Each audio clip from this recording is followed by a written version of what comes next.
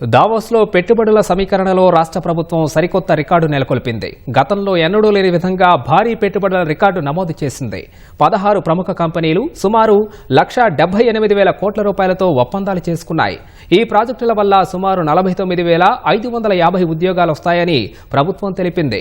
ఇవాళ Amazon, Wipro, Infosys, Blackstone, Ursa Clusters, Akshat Green Tech, Tillman Global Holdings తదితర సంస్థలతో Telangana rising బృందం చర్చలు జరిపింది. దావోస్లో పర్యటన ముగించుకున్న సీఎం రేవంత్ రెడ్డి బృందం రేపు ఉదయం హైదరాబాద్ రానుంది.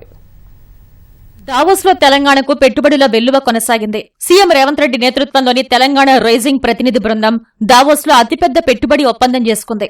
హైదరాబాద్ లో 60,000 కోట్ల పెట్టుబడితో డేటా సెంటర్ల విస్తరణకు అమెజాన్ వెబ్ సర్వీసెస్ రాష్ట్ర ప్రభుత్వంతో ఒప్పందం చేసుకుంది. భవిష్యత్తులో ఆర్టిఫిషియల్ ఆధారిత క్లౌడ్ సేవల వృద్ధికి ఈ డేటా సెంటర్లు కీలకంగా మారనున్నాయని తెలిపింది. తెలంగాణలో తన క్లౌడ్ మౌలిక సదుపాయాల అభివృద్ధికి 2030 నాటికి $4.4 బిలియన్ పెట్టుబడులు పెడతామని ఇప్పటికే ప్రకటించిన అమెజాన్ వెబ్ సర్వీసెస్ 1 బిలియన్ పెట్టుబడులతో 3 సెంటర్లను ప్రారంభించింది. ఇప్పుడు విస్తరణకు అవసరమైన భూమి కేటాయించాలని తెలంగాణ ప్రభుత్వాన్ని కోరింది.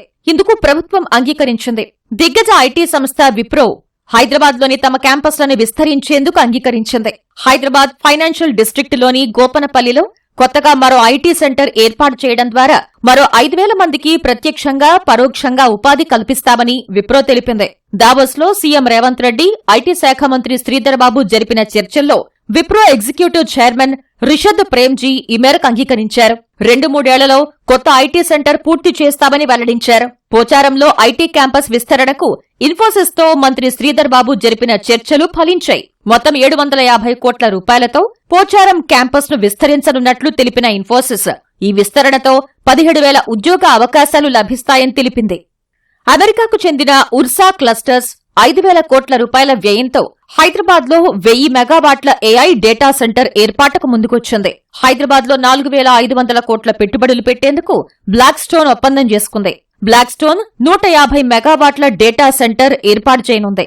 మైత్రా ఎనర్జీ గ్రూప్ 7,000 కోట్ల రూపాయల పెట్టుబడితో సోలార్ సెల్స్, మాడ్యూల్స్ తయారీ యూనిట్ ఏర్పాటుకు రాష్ట్ర ప్రభుత్వం ఒప్పందం చేసుకుంది.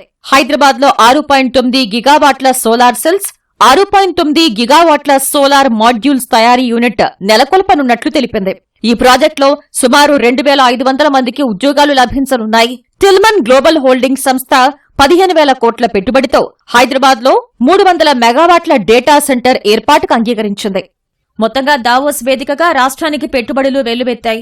దావోస్లో 16 ప్రముఖ సంస్థలతో 1,78,950 కోట్ల పెట్టుబడులపై ఒప్పందాలు కుదిరాయి. ఈ పెట్టుబడులు గతేడాది కన్నా 4 రెట్లు అధికం. కొత్త ఒప్పందాలతో సుమారు 49,500 మందికి ఉద్యోగ అవకాశాలు లభించనున్నాయి.